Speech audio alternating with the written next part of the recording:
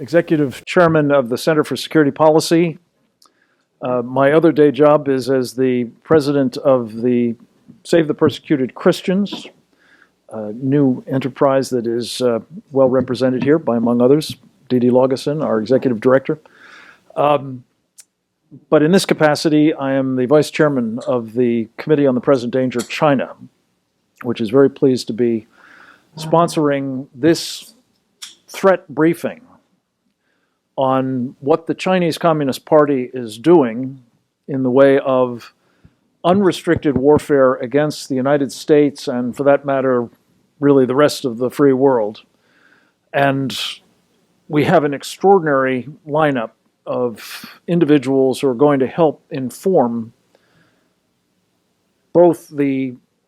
debate that's taking place about China in the general sense of the word, and I think the one that is beginning to develop more immediately with respect to the, we're told, incipient trade agreement between China and the United States. I say incipient, it's been incipient for about 3 or 4 months, as best I can tell, though Mick Mulvaney, the Chief of Staff of the White House the other day, allowed us how it's going to be resolved in the next 2 weeks, as he put it, one way or the other. I don't know quite what to make of that, but we'll be talking about why, from the position of this committee, it would be advisable to have it be the other, rather than in the form of a trade agreement that is unlikely to be fulfilled in its own terms and will have a host of very dire repercussions if it is not done in the context of the present danger that China represents in myriad ways. We're going to be building on some insights that I hope you have been exposed to already from previous presentations by the Committee on the Present Danger China, starting with our rollout in late March, in which we were really pleased to have 21 of our members providing brief 4-minute presentations about the threat as they see it from their particular areas of expertise. It was really a formidable showcasing of both the character of those threats and, in toto, what they represent in terms of this unrestricted warfare against us. We also had a great meeting in this room in early April, in which Newt Gingrich, Senator Ted Cruz, Congressman Chris Stewart, Steve Bannon, and a number of others participated in what we called at the time a roundtable discussion, but as we had lots of roundtables, as we do today, it's actually more of a threat briefing as well. Very, very powerful presentations. And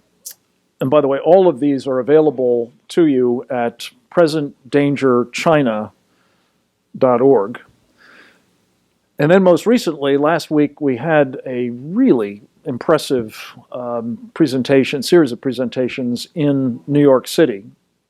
specifically aimed at the financial sector and business leaders, to make the point basically that we are enabling, through our underwriting, through our technology transfers, voluntary and involuntary, and through our other forms of support for the Chinese Communist Party and the regime that it uses to misrule China, out of our own pockets. And this is, of course, adding very considerable insult to the injury. In the course of that program, there was a remark made by one of our presenters, he'd spoken here as well, namely Steve Bannon, whose interest in this topic and help to it really helped us get this off the ground. Steve made an observation, sort of channeling Abraham Lincoln, that we're living in a global house divided, half free and half slave. And the half-slave, of course, is being enslaved by the Chinese Communist Party. And that means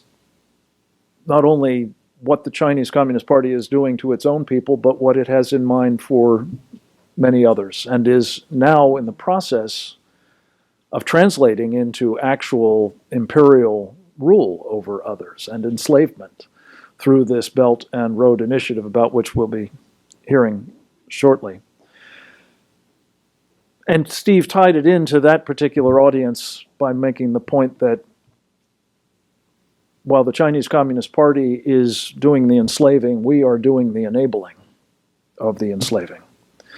And I think it was the consensus there, even interestingly enough among the audience, it seemed, that this must stop.